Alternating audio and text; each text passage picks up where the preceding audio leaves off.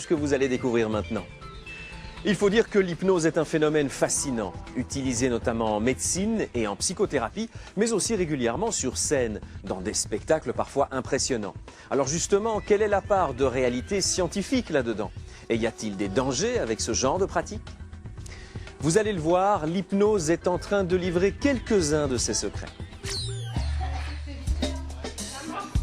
Petite réunion entre amis. Pour l'occasion, le maître de maison a décidé d'offrir une activité surprise. J'ai convié quelques amis et quelques membres de ma famille pour une expérience d'hypnose. On va se détendre. Donc, c'est vraiment une expérience de relaxation totale. Donc, l'idée, maintenant, c'est très simple. On va s'abandonner, on va se sentir extrêmement bien. On va se focaliser sur ma voix, rien que sur ma voix. Et on va vivre une expérience ensemble extrêmement agréable. On les regarde vraiment, on ne regarde que ses mains. Le reste autour n'existe pas. On fixe ses doigts, et puis on détache les deux index. La séance commence. Comme ceci. Sylvain utilise ce qu'on appelle des inductions hypnotiques. À peu près 3 cm entre les deux doigts. D'une voix persuasive, avec un regard concentré, il plonge ses invités dans un état modifié de conscience où, coupés du monde, ils n'entendent plus que lui. Imagine les deux doigts qui se rapprochent parce que je mets encore 2 aimants ici. Et les 2 aimants font que les 2 doigts vont se toucher. Et lorsque les 2 doigts vont se toucher, les 2 doigts vont se coller. Au compte de 3, vous pourrez les détacher et les dessouder. 1, 2, 3. Vous pouvez les détacher. Parmi les invités, Sylvain détecte tout de suite la personne la plus réceptive. Alors, Soun, avec qui il prolonge l'expérience. tu peux t'asseoir tranquillement.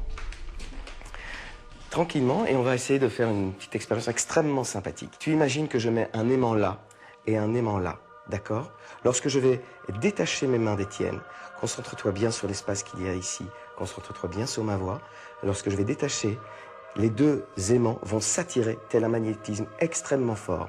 Et lorsque les 2 mains vont se toucher, tu vas prendre une grande inspiration et fermer les yeux.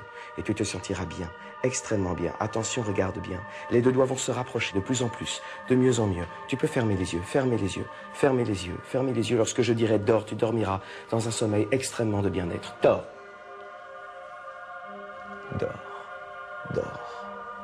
Je prends ta main. Elle est complètement décollée. Et là, je mets de la super glue et je la colle ici, sur ta tête. La main est collée sur la tête, totalement collée sur la tête. Et il y a un chiffre qui va venir se coller sur ta main. Ce chiffre, c'est le chiffre 5. Le chiffre 5, tu l'imagines, il part de ta tête et il se colle sur la paume de ta main. Le chiffre 5 n'a jamais existé. D'ailleurs, on compte 1, 2, 3, 4, 6, 7, 8, 9, 10. Tout le monde compte comme ça. Maintenant, tu vas te réveiller. 1, 2, 3. Réveille-toi. Ça va? Tu te sens bien? Tu sais quoi? On va faire un truc, regarde. Tu vas compter. Vas-y. Combien j'ai de doigts? Vas-y, compte. 1, 2, 3, 4, 6, 7, 8, 9, 10, 11. On a 11 doigts? C'est bizarre, ça. On n'a pas 11 doigts, pourtant. Vas-y, recompte. 1, 2, 3, 4, 6, 7, 8, 9, 10, 11. Oh, ça, c'est bizarre. Ok, maintenant, on va reprendre le chiffre 5. On va le remettre totalement dans ton esprit, totalement. Ce chiffre 5 reprend totalement sa place. On compte 1, 2, 3, 4, 5, 6, 7, 8, 9, 10, depuis toujours. 1, 2, 3, 4, 5, 6, 7, 8, 9, 10, depuis toujours. On décolle la main, le chiffre 5 est revenu définitivement dans ton esprit. On compte 1, 2, 3, 4, 5, 6, 7, 8, 9, 10. 1, 2, 3, réveille-toi. Ça va? Vas-y, compte tes doigts. 1, 2, 3, 4, 5, 6, 7, 8, 9, 10. Tout va bien. Oui. Voilà. C'est comme si je dormais tout en faisant des choses comme dans un rêve, comme si on interagissait dans mon rêve. J'ai découvert l'hypnose par les spectacles de Mesmer et au départ, j'étais très sceptique, presque réfractaire, quoi. Je me disais qu'il devait y avoir des trucs. Bonsoir. Ça va? Asseyez-vous aussi. Dormez. Regardez-moi la main. Dormez.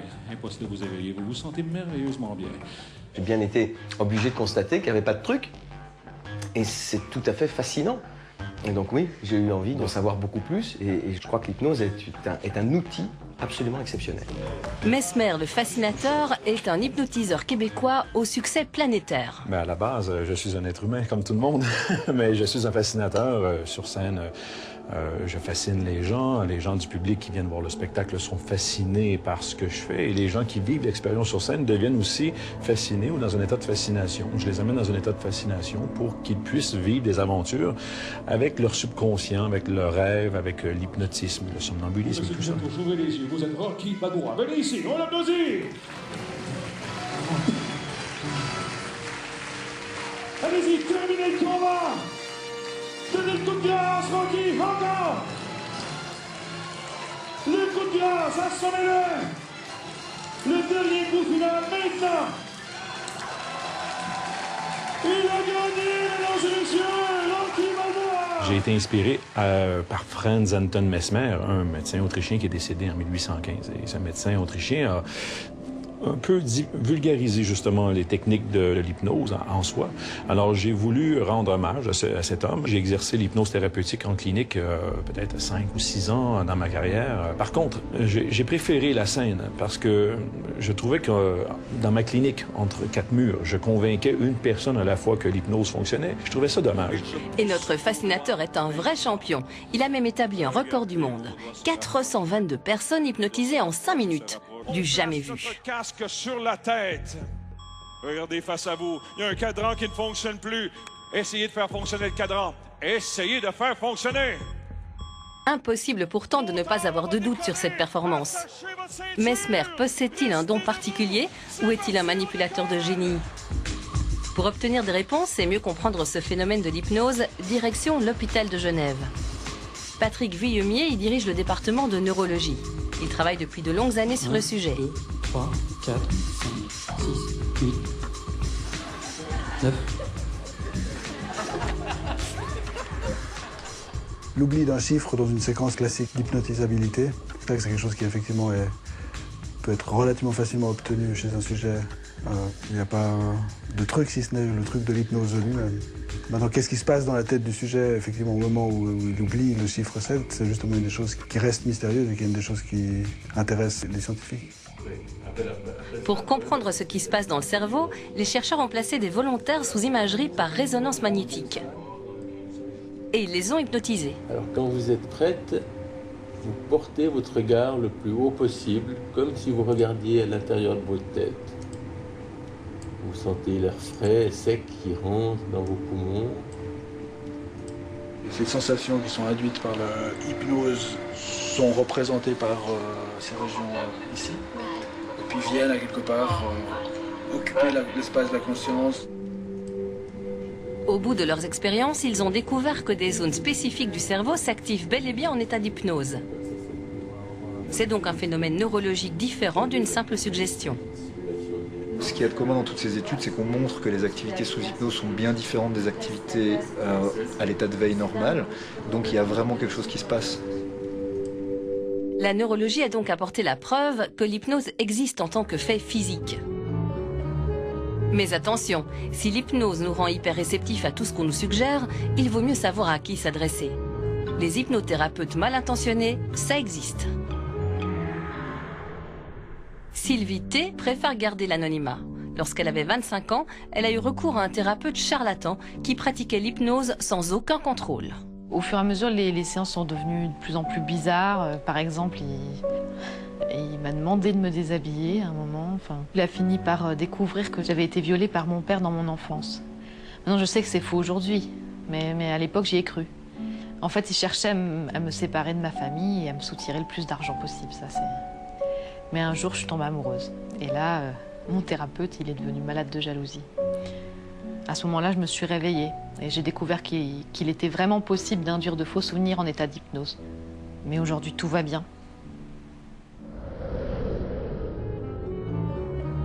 L'hypnose peut faciliter la manipulation mentale, mais elle ne la crée pas. Dans des conditions régulières, aucun hypnotiseur ne peut amener de patient à agir contre sa volonté. Même Mesmer ne pourrait pas y parvenir. Les gens sous hypnose vont agir de façon volontaire. Même dans un état hypnotique, si j'essaie de repousser les limites d'une personne, oui, elle va peut-être accepter la suggestion. Mais si ça devient vraiment contre ses valeurs profondes, la personne va bloquer l'information ou complètement s'éveiller. Et une chance que c'est comme ça. Notre subconscient a la capacité de nous protéger de nous-mêmes et de l'environnement dans un état hypnotique. Une chance que c'est comme ça. Pour être acceptée, l'hypnose doit être tournée vers le bien-être, surtout en thérapie. Voici Chantal Duverdier. Pour arrêter de souffrir d'une dépression chronique, elle a consulté des médecins et elle a fini par se tourner vers l'hypnose. Toute nouvelle démarche est anxiogène, mais j'étais vraiment tellement décidée à me sortir de cette soi-disant dépression, d'arrêter surtout les antidépresseurs, que j'étais vraiment prête à tenter l'hypnose. Pour moi, c'était le dernier recours. Laisser simplement cette perception trouver une place pour chacune de vos mains, la tête, le reste du corps. L'hypnose peut parfois avoir une mauvaise réputation auprès des patients, y compris lorsqu'ils font la démarche de venir nous voir, simplement parce que l'histoire de l'hypnose est une histoire dans laquelle il y a eu des croyances autour de la possession qu'on pouvait avoir d'un patient. Et donc, comme cette histoire-là continue à être prolongée par les hypnotiseurs de spectacle, du coup, c'est souvent cette image-là que les patients ont lorsqu'ils viennent consulter. Et le premier temps de la consultation sert le plus souvent à démystifier cette histoire-là. Autrement, pleinement, différemment.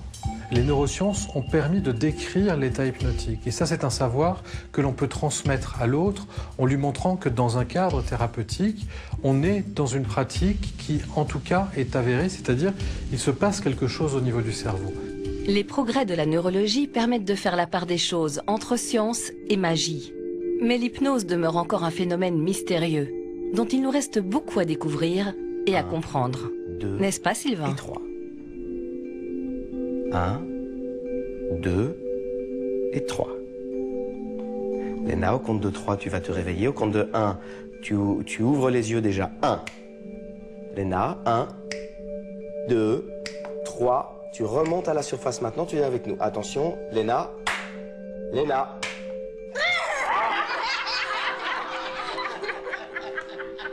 C'est con. C'est con. Dors.